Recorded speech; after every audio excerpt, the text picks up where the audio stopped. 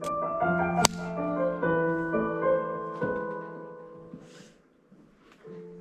200 urte baino gehiago, Wolfgang hungariarrak sakean jolasteko makina berezi bat asmatu zuen, bere emaztea Mariarekin batera. Asmatze ere bikaina naiz eta ideia bat bururatu zait. Sakean jolasteko makina bat asmatuko dut. Napoleon enperatzailea bera ere irabazteko gai izango dena.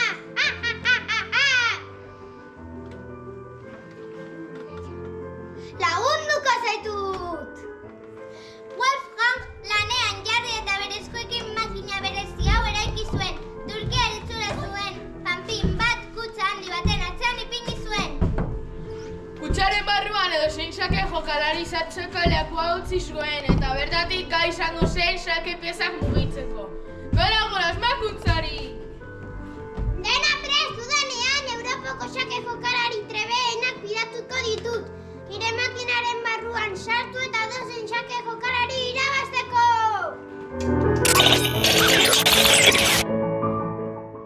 Hurrengo egunetan, Wolfgang sake jokalari trebeen miran abiatu zen.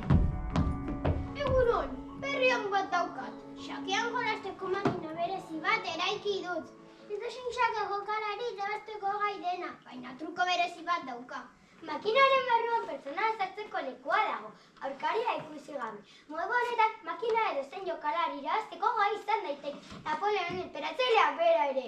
Ara, zelako ideia! Baina, benetan uste duzu, modu horretan Napoleon enperatzailean gainatzeko gai izango zarela? Noski baietz!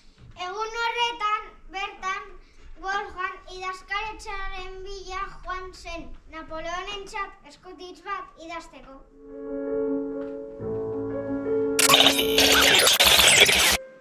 Kaixo, Mirari, zure laguntza behar dut, jakina da, positazle finazarera.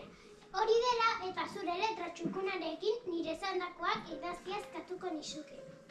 Noski baietz! Jakina da erresuma honetako idazkaririk finetako naizela eta lagundu alba dezaket aurrera!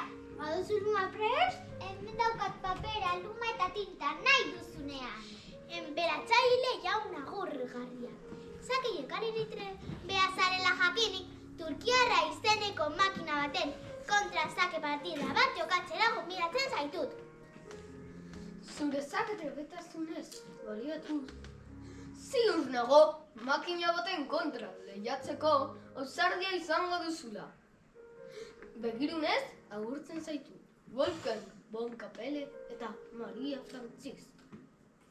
Hemen duzu eskutitza, herrira hurbilduko naiz, eta mezulariari emango diot Napoleon Elinbailen iristarazteko.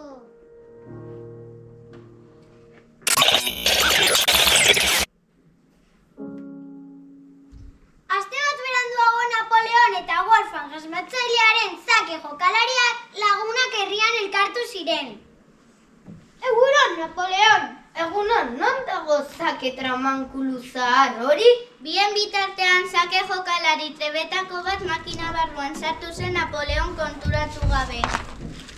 Hemen dago, partidarako prest? Napoleon makinaren kontra jolasten hasi zen. Barruan zegoen gizonak piezak modu lilurgarrian mugitzen zituen bitartean. Ez da posible! Partida galdu du! Beste partida bat jokatu nahi? Aurrera! Napoleon konturatu gabe beste sake jokalari bat sartu zen makina barruan. Eta partida hau ere Napoleon galdu egin zuen. Arrano pola! Partida galdu du! Ordutik aurrera Napoleon sake jokalariari zuen ospea. Galdu egin zuen eta Turkiarra bihurtu zen Europa osoan garaile. Egia bada zinez!